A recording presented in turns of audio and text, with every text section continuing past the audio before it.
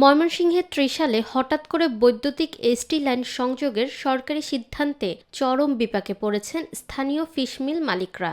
এই সিদ্ধান্ত বাস্তবায়নে সময় বাড়ানোর দাবিতে ১১ জানুয়ারি রোববার বিকালে ত্রিশাল প্রেস ক্লাবে এক সংবাদ সম্মেলনের আয়োজন করে উপজেলা ফিডমিল মালিক সমিতি। সংবাদ সম্মেলনে বক্তারা বলেন, প্রতিটি ফিড মিলে এসটি লাইন সংযোগ স্থাপন করতে কমপক্ষে ৩০ লাখ টাকা বিনিয়োগের প্রয়োজন। বর্তমান অর্থনৈতিক পরিস্থিতিতে তাৎক্ষণিকভাবে এত বড় অঙ্কের টাকা জোগাড় করা প্রায় অসম্ভব। এসটি লাইন করতে একজন ফিড মিলের মালিকদের ২০-২৫ লাখ টাকা লাগবে।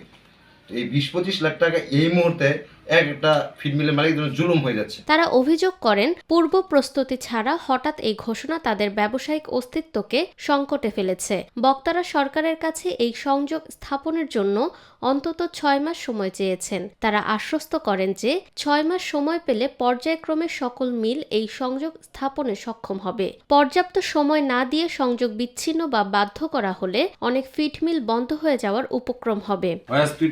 আমাদের মিলগুলি একটা চালু থাকবে না, একটা চালু করতে পারো প্রিপেড মিটার, আমাদের মিলগুলি চলবে না। তারা যে লোড দিতে চাচ্ছে প্রিপেডে, সেই লোড আমাদের মিল চলবে না।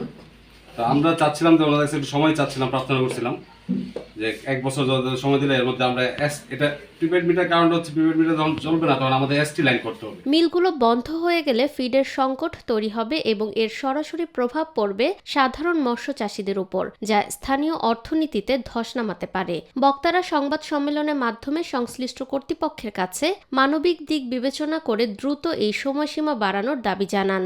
আমরা ওনাদের কাছে একটু সময় প্রার্থনা করছিলাম যে আমাদের যদি ১ বছর সময় দেওয়া হয়, বাই দিস টাইম আমরা এর মধ্যে এলটির পরিবর্তে আমরা এসটিতে চলে যাব।